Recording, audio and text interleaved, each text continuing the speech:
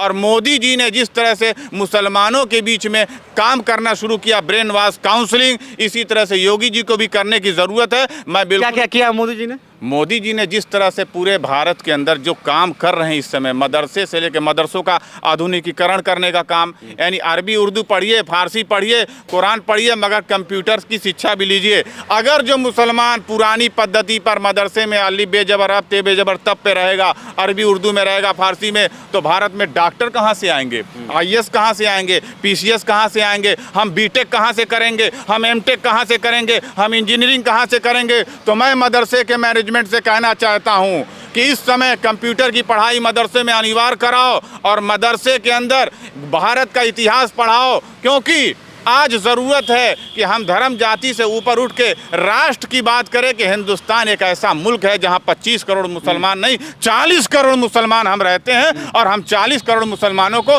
अजान देने की आज़ादी, नमाज पढ़ने की आज़ादी। तो अब यहाँ क्या चाहिए? आप कह रहे हैं कि परंपरा के खिलाफ है क्या? मतलब कुछ कट्टरपंथी लोग कह रहे हैं उनके परंपरा को ध्वस्त किया जा रहा है।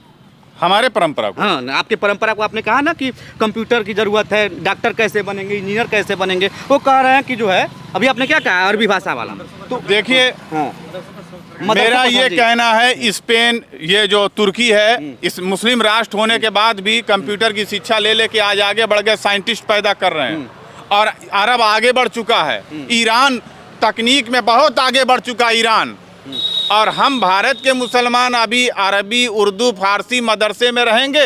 हमें अभी कंप्यूटर चाहिए अपने बच्चों का, हमारा बच्चा आलिम बने, मौलाना बने, हाफिज। इसके लिए जिम्मेदार हम सरकार को नहीं मानते, हम मुसलमानों को खुद मानते हैं कि तुम अपने मदरसों के अंदर कंप्यूटर शिक्षा, अगर जो गवर्नमेंट अनिवार्य करा रही है तो मदरसों में कंप्यूटर शिक्षा दिलाने के लिए अपने बच्चों को प्रेरित करो, उन्हें मौलाना भी बनाओ, हाफिज भी बनाओ, IAS PCS भी बनाओ, डॉक्टर बनाओ, इंजीनियर बनाओ, BTech भी करें, MTech भी करें। यानी हमारे बच्चे जब मदरसे से पढ़ के निकले हाफिज जी बन के, मौलाना साहब बन के, तो उनके पास आधुनिक ज्ञान हो, यानी राष्ट्र की मुख्य धारा के साथ हमें जुड़ के चलना होगा। हमें तालिबानीकरण नहीं चाहिए, हमें पाकिस्तान की तरह आतंकवादी शिविर गृह नहीं चाहिए, हमें ऐसा इस्लाम चाहिए जो पैगंबर मोहम्मद साहब ने, जो ख्वाजा गरीब नवाज ने, जो निज़ामुद्दीन औलिया ने दिया था, सबका साथ सबका विकास जो कह रहे हैं मोदी। तो मैं कह रहा हूँ कि पैगंबर इस्लाम ने भी कहा है, ज़मीन वालों पर रहम करो, अल्लाह तुम पर रहम करेगा। हम मुसलमान कायद और लीडर हैं। आप जो कह रहे हैं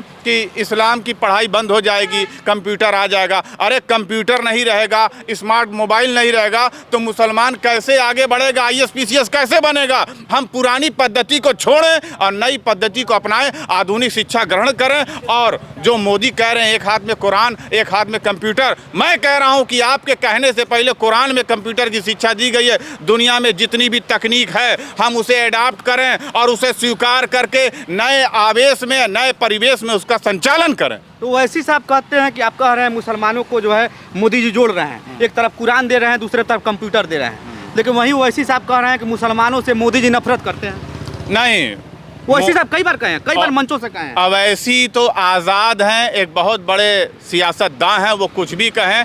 मेरा मानना है कि इस समय भारत जिस तरह से विदेश नीति में आगे बढ़ा है, भारत अभी तुर्की में भूकंप आया था और तुर्की में इतने मुसलमान जो है शहीद हुए, घर टूटे भूकंप की वजह से। भारत ही एक ऐसा मुल्क है मोदी के क़यादत में जिस तरह से तुर्की में हमारी राहत पैकेज गया। बताइए, अगर जो भारत कट्टर होता, मोदी कट्टर होते तो कहते मुसलमानों को वहाँ भूकंप आया, हम नहीं भेजेंगे। इसलिए मैं कहता हूँ ये सारी बातें छोड़िए। अभी पाकिस्तान में 280 रुपये किलो आटा बिक रहा है, पाकिस्तान वाले खाए बगैर मर रहे हैं। भारत तैयार है मदद करने के लिए, मगर पाकिस्तान वाले अकड़े हुए हैं। मदद मांगे तो भारत मदद देने को तैयार है। कई बार तो दिया है लेकिन उधर से गोली मिली है। हाँ, वजह यह है कि पाकिस्तान जिस कट्टरवादी नीति पे चल रहा है, अगर जो वो नीति नहीं छोड़ेगा तो 1080 रुपये किलो उसको आटा खाना पड़ेगा। 1080 रुपया किलो खाना पड़ेगा अगर जो वो इसी तरह से चला। अच्छा, आप बताइए, मुसलमान जैसे एक तरीके से तमाम विपक्ष के लोग, एक तरीके से लोग कहते हैं, जो मौलाना तमाम पढ़े लिखे लोग हैं, वो कहते हैं मुसलमानों को डराया जाता है। आप जब कैमरा में लोग बात करते हैं तो मुसलमान इसीलिए बीजेपी से जुड़ते नहीं हैं।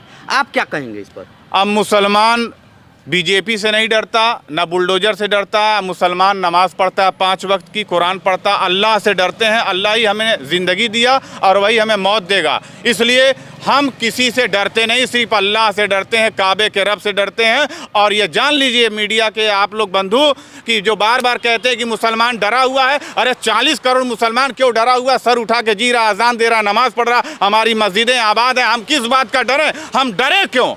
हमने तो शहादत दी है अशफाकुल्ला खान बन के, हमने बीर अब्दुल हमीद बन के शहादत दी है, पाकिस्तान के 9 टैंकों को उड़ाया है, हम क्यों डरे? हमने हिंदुस्तान की आज़ादी में गलियों में अंग्रेज़ों का खून बनाया है, तो हम क्यों डरें? हमने तो खून पिलाया इस देश को आज़ाद करने के लिए, हमें किस बात का डर? आजम खान का कहते हैं मुसलमान होने का सिला मिला हमको। नहीं, आजम खान की बोली ऐसी थी, जब वो मंत्री थे तो जिस तरह की बोली वो बोल रहे थे कि उनसे तो एक बच्चा पैदा नहीं हो पाया, इस तरह की बोली बोले थे आजम खान, वो घमंड वाली बोली। तो आजम खान जब पद पे थे तो इस तरह की बोली बोल रहे थे। तो अभी बोला उन्होंने कि मुसलमान जो है अगर बच्चा पैदा करने से पहले पूछेगा कि आजम खान कहाँ है। देखिए, मुसलमान आजम खान को क्यों पूछेगा कौन है? हम तो ये जानते हैं कि इस्लाम के अनुसरणीय व्यक्तित्व के मालिक ख्वाजा गरीब नवाज है, पैगम्बर मोहम्मद सल्लल्लाहु अलैहि वसल्लम है, अशफाकुल्ला खान है, बीर अब्दुल हमीद है। हम मुसलमान उनको पूछेगा।